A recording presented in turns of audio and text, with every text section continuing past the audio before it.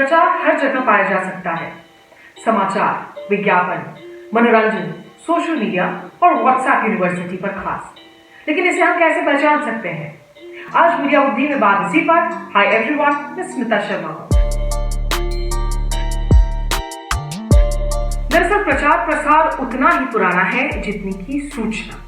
कौटिल्य के अर्थशास्त्र में इसकी काफी जिक्र है कि कैसे अलग राज्यों की हुकूमतें प्रचार का उपयोग किसी सियासी उपकरण के तौर पर कर सकती हैं। पर यह याद रखना जरूरी है कि प्रचार का इस्तेमाल अच्छे और बुरे दोनों ही उद्देश्यों के लिए किया जा सकता है। पहले कुछ अच्छे प्रचार के उदाहरण लीजिए।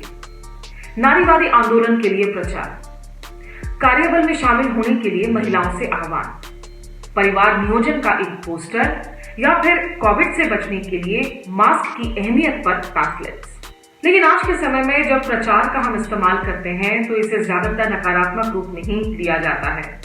मेरी समझ में प्रचार के लिए कुछ शक्तिशाली संस्थाओं की जरूरत पड़ती है, जैसे कि कोई सरकार, कोई राजनीतिक दल या फिर कोई जन आंदोलन।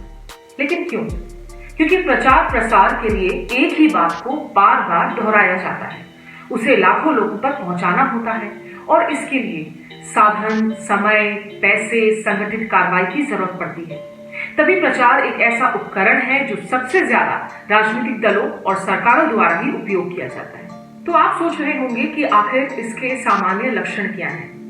देखिए, प्रचार के 6 लक्षण होते हैं जो मैंने मीडिया एजुकेशन लैब से अनुकूलित किया है। पहला लक्षण, ये एक ऐसी जानकारी है जो हमारी असुरक्षा या फिर चिंताओं पर आधारित है।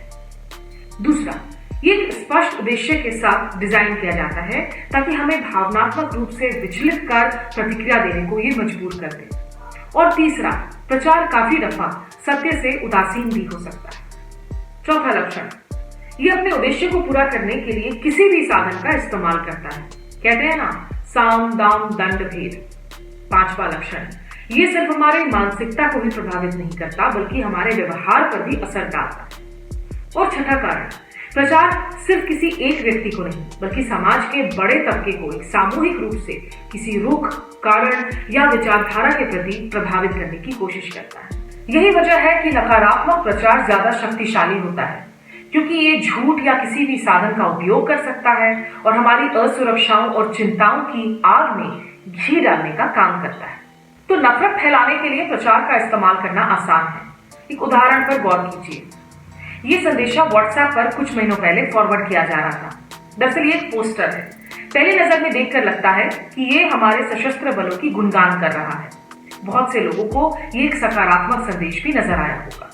अंग्रेजी में लिखे गए इस संदेश को जरा ध्यान से देखिए। इसमें लिखा गया है, आज ही के दिन 1965 में भारतीय सेना लाहौर पहुंची थी। फिर छोटे फॉन्ट में लिखा गया है, सेना ने लाहौर के बाहर पड़ाव डाला, सरकार से आगे के आदेशों का इंतजार। साथ ही लिखा हुआ है, दुर्भाग्य से 3 दिन बाद युद्ध विराम पर हस्ताक्षर किए गए थे। नीचे फिर बड़े अक्षरों में कहा जाता है, उन्हें आगे बढ़ने की अनुमति दे दी गई होती तो आज इतिहास बहुत अलग होता। तो क्या ये एक प्रोपेगेंडा का उदाहरण है? दरअसल ये मैसेज मिश्रित भावनाओं को हवा देता है। गर्व, आक्रोश, क्रोध और घृणा। एक तबके के भारतीयों में ये संदेश पाकिस्तान और उसके बहाने मुसलमानों को लेकर कुछ जटिल भावनाओं को पैदा कर सकता है।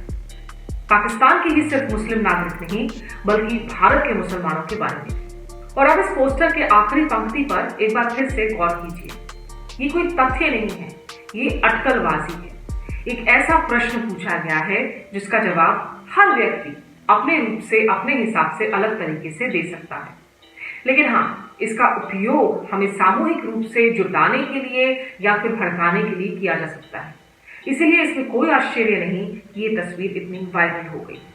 तो ये तस्वीर प्रचार के कुछ आवश्यकताओं को पूरा करती है।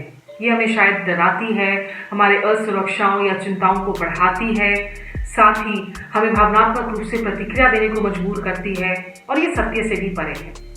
सिर्फ अकेले अपने दम पर ये पोस्टर शायद हमारे व्यवहार को ना बदल सके, लेकिन हर घंटे या हर रोज इसी तरह से जो हम तक इमेजरी, भाषण या तमाम वीडियोस पहुंचते हैं, उनसे अगर आप जोड़कर देखें तो ये काफी प्रभावशाली है। दिलचस्प बात है कि इस पोस्टर पर एक छोटा सा लोगो लगा है जो कहता है नेशन विद नमो। नमो यानी प्रधानमंत्री नरेंद्र मोदी। तो जो लोग नरेंद्र मोदी के समर्थक हैं उनके लिए ये काफी प्रभावी संदेशा है, लेकिन जो लोग नरेंद्र मोदी का विरोध करते हैं लेकिन साथ ही भारतीय सेना का समर्थन करते हैं, वो शायद ही इस मैसेज के बहकावे में आए। नेशन विद नमो के इस लोगो को अगर हटा दिया जाता तो बतौर प्रचार शायद ये पोस्टर और प्रभावी हो सकता था।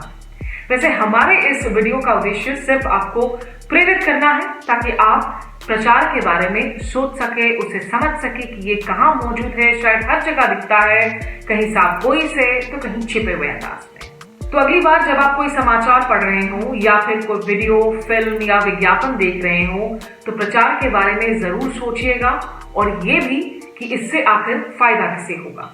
आज के लिए बस इतना ही। अपना फीडबैक हम तक पहुंचाइए और अगले हफ्ते फिर होगी मुलाकात। तब तक के लिए goodbye and take care.